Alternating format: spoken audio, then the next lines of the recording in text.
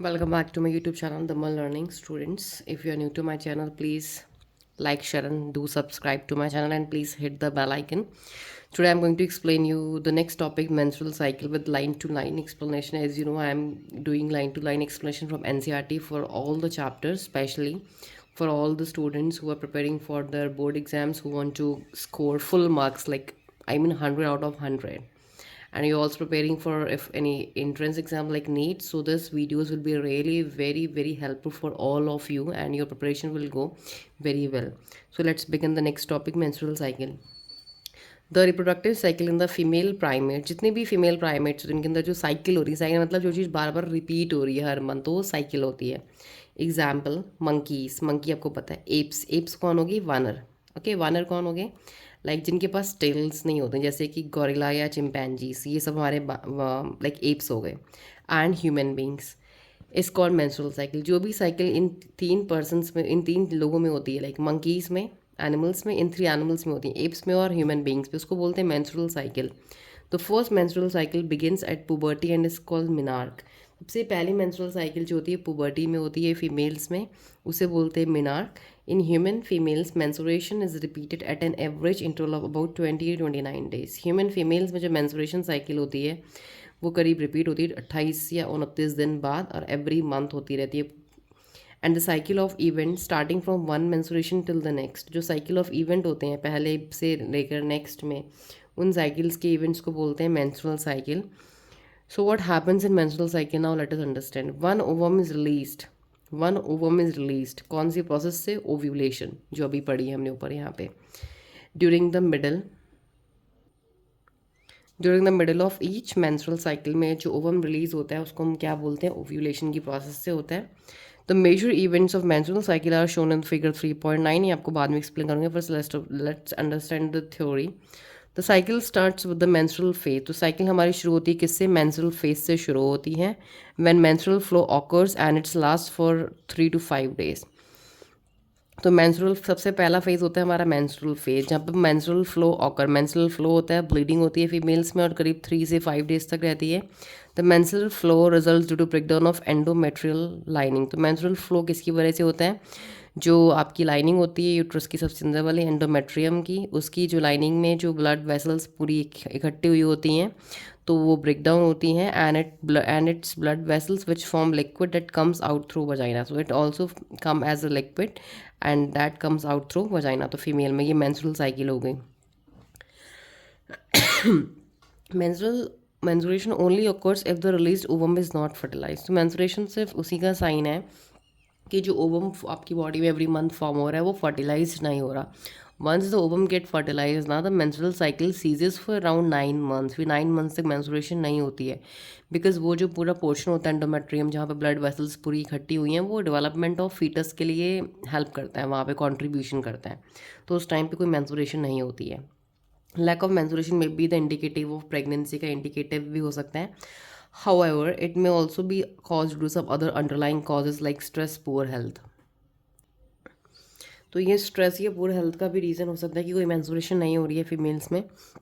The menstrual phase is followed by a follicular phase. तो second phase हमारा आता है follicular phase. Follicle fair word आ गया, small pouch like structure present inside the ovary, जिसके अंदर कुछ फ्लूइड फिल्ड होता है. तो मेंस्ट्रुअल फेज के बाद आ गया follicular phase. During this phase the primary follicles in the ovary grow to become a fully mature Graafian follicle. इस टाइम पे जो प्राइमरी फॉलिकल्स होती हैं वो बड़ी होती हैं और क्या बना देती हैं? मैच्योर ग्राफियन फॉलिकल, बड़ा सा structure.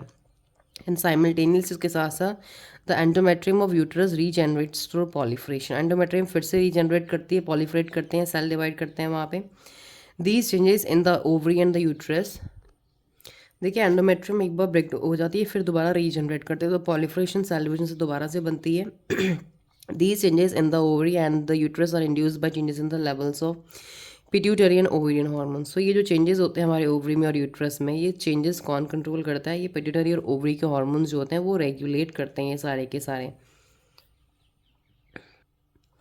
The secretion of gonadotropins LH and FSH increases gradually during the follicular phase.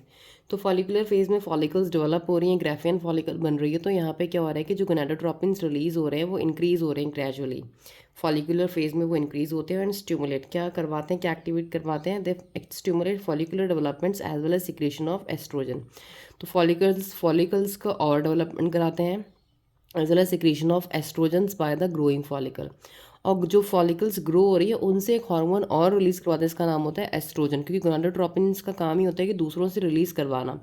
Both LH and FSH attain a peak level in the middle of cycle. अब दोनों हार्मोन्स हमारे LH luteinizing hormone and follicular stimulating hormone ये peak level पे highest level पे आते हैं middle of the cycle. About 14th day में हर cycle का जो भी आपका मिडल होता है उसमें उसमें ये हाईएस्ट पीक पे आते हैं। Rapid secretion of LH leading to the its maximum level during the mid cycle called LH surge. जब ये हार्मोन बहुत ज़्यादा लेवल, जब रैपिड सिक्रेशन बहुत जल्दी सिक्रेशन होता है बहुत ज़्यादा मैक्सिमम लेवल पे जब ये हार्मोन होता है, और वो कब होता है, मिड ऑफ द साइकिल में 14th डे में। इसको बोलते हैं LH सर्च, जो कि आपके बोर्ड एग्जाम्स के नीट के लिए दोनों इंपॉर्टेंट है कि LH सर्च कौन से हार्मोन से और क्यों क्यों और कब होता है। Induces rupture of Graafian follicle. जैसे ही आपका LH सर्च मतलब ल्यूटिनाइजिंग हार्मोन हाई लेवल पे है, इसकी वजह से आपकी जो ग्राफियन फॉलिकल होती है वो रप्चर होती है और आपका ओवम फाइनली रिलीज हो जाता है। इस प्रोसेस को बोलते हैं ovulation. The ovulation ovulatory phase is followed by the luteal phase.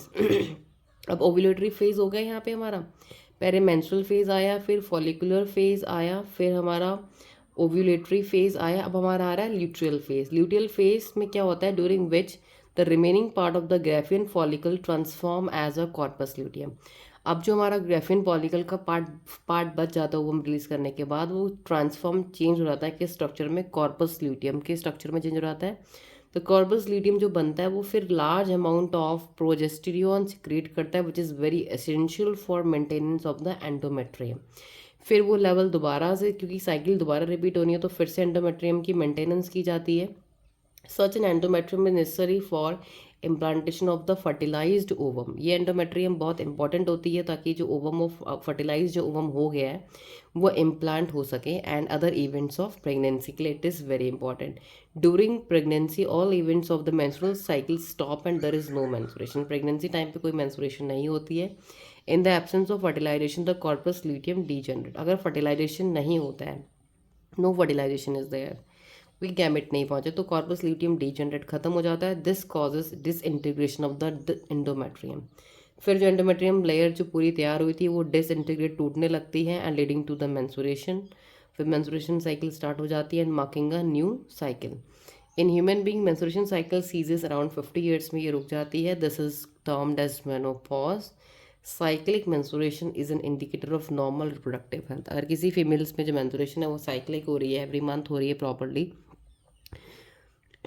तो ये इंडिकेटर है कि वो नॉर्मल है रिप्रोडक्टिव फेज में। एन एक्सटेंट बिटवीन, और मेंस्ट्रुएशन साइकिल आपकी एक्सटेंड होती है मिनार्च से, मिनार्च मतलब वो आपका फर्स्ट मेंस्ट्रुअल साइकिल जो अराइव होती है से लास्ट के बीच का जो फेज़ है वो पूरा होता है आपका मेंस्ट्रुअल साइकिल और मेंस्ट्रुएशन। तो this is all about your menstrual cycle. Now it's time to draw your attention toward the diagram. तो डायग्राम बहुत इजी है। देखिए फॉर एग्जांपल अगर बोर्ड में क्वेश्चन आता है मेंस्ट्रुअल साइकिल का, अगर आप डायग्राम भी बना के आते हैं you will get full marks, don't worry. अगर आप डायग्राम में ये सब लेवल्स मेंशन कर रहे हैं अकॉर्डिंग टू द क्वेश्चन, अगर क्वेश्चन पूछे कि what are the levels of hormones, pituitary hormone, ovarian hormones at different stages of the menstrual phases, के अलग अलग फेजेस में हार्मोन्स का लेवल क्या है, अगर आपको समझ में नहीं आ रहा कि क्या what to write, then please don't worry, just draw this entire diagram but it should be entirely correct. I hope you will get full marks because a lot of time we also have evaluated copies during board examination, so we are giving marks, complete marks for the diagrams also. Don't worry for all these things. आपको diagram या theory में से एक चीज़ अच्छे से आनी चाहिए, that is mandatory and important for you. अब देखिए सबसे पहले हमारा menstrual phase है, ये menstruation cycle है, तो यहाँ menses हो रहे हैं मतलब bleeding हो रही है, ये देखिए. अगर हम यूट्रस की बात करें तो यूट्रस में इस टाइम पे देखो क्या होता है, यूट्रस में इस टाइम पे ये जो लाइनिंग, ये यूट्रस की पूरी लाइनिंग है, ये देखिए लाइनिंग है, इसमें ब्लड वेसल्स हैं, ये लाइनिंग ब्रेक हो रही है तो कम होती जा रही है, कम होती जा रही है, राइट. अब ये चीज़ें कब हुई देखिए, अब जो ये आपका मेंस्ट्रुएशन साइकिल है, ये आपका यूट्रस की इवेंट है, ये आपके यूट्रस में चल रहा है सिस्टम, ये आपका चल रहा है ओवरीज में हार्मोन्स का लेवल, ये भी ओवरीज में हार्मोन के लेवल के साथ ओवरी के इवेंट भी क्या क्या हो रहे हैं ओवरीज के अंदर, और ये आपका ब्रेन की बात है, पिट्यूटरी हार्मोन्स का लेवल कैसे राइज हो रहा है. अब देखिए this is your menstruation cycle. अब जैसे आपको मेंसेस हो गए start, the cycle is started, तो what happens, the follicles start developing, follicles develop हो रही है, बन रही हैं, प्राइमरी फॉलिकल्स बनी, सेकेंडरी फॉलिकल, टर्शरी फॉलिकल, ये बीच में जब आ गया तो ये एंटरम होता है, फिर मैच्योर फॉलिकल बनी, फिर ये फॉलिकल पूरी मैच्योर्ड हो गई, पूरी मैच्योर्ड होगी मतलब ये ग्राफियन फॉलिकल बन गया। आप लिख सकते हैं Graafian follicle, here you can write. ये ग्राफियन फॉलिकल अब क्या कर रही है, जब आपका हार्मोन का लेवल पिट्यूटरी, आपके ब्रेन के जो पिट्यूटरी ग्लैंड के जो लेवल है FSH and LH, जब ये हाईएस्ट पीक पे होंगे, हाईएस्ट पीक पे, तब ये क्या करवाते हैं, ये आपकी ग्राफियन फॉलिकल में से ओवम रिलीज़ करवाते हैं। दोबारा बोल रही हूँ, आपकी ग्राफियन फॉलिकल में से सेकेंडरी oocyte रिलीज़ करवाते हैं, ये भी लिख सकते हैं आप। यहाँ से रिलीज़ हो गया, इसको बोल दो, उसको बोल दिया ओव्यूलेशन। और ये कब होता है, जब आपके ओवरी का एस्ट्रोजन नाम का हार्मोन भी हाईएस्ट पीक पे होता है। एस्ट्रोजन का भी ज़्यादा होना ज़रूरी है। जैसे आपको ओवम रिलीज़ हो गया, ओवम रिलीज़ होने के बाद कोई फर्टिलाइजेशन नहीं हुआ, तो आपका ये जो स्ट्रक्चर होता है पूरा ये डेवलप हो जाता है कॉर्पस ल्यूटियम में। कॉर्पस ल्यूटियम जैसे ही बनना शुरू होता है, वो कौन सा हार्मोन रिलीज़ करना शुरू कर देता है, प्रोजेस्टेरियन नाम का हार्मोन रिलीज़ होता है। और धीरे धीरे आपका कॉर्पस ल्यूटियम भी यहाँ खत्म होता हुआ आपको दिख रहा है, रीग्रेस होता है, छोटा हुआ फिर डीजेनरेट हो गया। इस टाइम पे जैसे आपका प्रोजेस्टेरोन हार्मोन रिलीज होता है, तो आपका यूट्रस की जो लाइनिंग होती है वो दोबारा से देखो बड़ी हो रही है, प्रिपेयर कर रही है अपने आप को, दोबारा ब्लड इकट्ठा कर रही है, पूरा प्रिपेयर कर रही है, क्योंकि नेक्स्ट मेंस्ट्रुएशन साइकिल को स्टार्ट करने के लिए नेक्स्ट मंथ दोबारा से ये पूरी आपकी रेडी हुई यूट्रस की एंडोमेट्रियम की वॉल। और फिर से आपके फर्स्ट डे में जो भी आपकी डेट होगी, वहाँ से यहाँ से next menstruation cycle again begins. तो फर्स्ट आपका मेंस्ट्रुअल फेज़ हो गया, फिर फॉलिकुलर फेज़ हो गया, फिर आपका ये थर्ड होगा ओव्यूलेटरी फेज़, जब ओवम रिलीज़ हुआ। फिर जो रिलीज़ होने के बाद जो स्ट्रक्चर हमारा ग्राफियन फॉलिकल चेंज हो गया कॉर्पस ल्यूटियम में, इसको बोल दिया ल्यूट्रियल फेज़। और फिर next cycle begins. Luteal phase को सेक्रेटरी फेज़ भी बोलते हैं, क्योंकि क्वेश्चन कैन बी आस्क्ड कि why luteal phase is known as secretory phase. आप लिखेंगे बिकॉज इसमें आपका प्रोजेस्टेरोन हार्मोन रिलीज़ होता है इस स्ट्रक्चर से, ठीक है। फॉलिकुलर फेज़ को पॉलीफ्रेटिव फेज़ क्यों बोलते हैं, क्योंकि इस फॉलिकुलर फेज़ में फॉलिकल्स जो लेयर्स हैं, जो ये छोटे पाउच लाइक स्ट्रक्चर हैं, ये बढ़ते हैं, पॉलीफ्रेट होते हैं, सेल्स और डिवाइड होते हैं, बड़े से बड़ा स्ट्रक्चर बनता है ग्राफियन फॉलिकल। तो ये पॉलीफ्रेट हो रहे हैं, इंक्रीज इन नंबर हो रहे हैं ये सेल्स इसमें। मेंस्ट्रुएशन आपको पता है, तो uterine events, ovarian hormones and ovarian events, pituitary hormones, आपको डेज वाइज ये इवेंट्स भी लर्न रखने हैं, फेजेस भी एंड हार्मोन्स के लेवल भी। This is in a very easy way all about the menstrual cycle in females.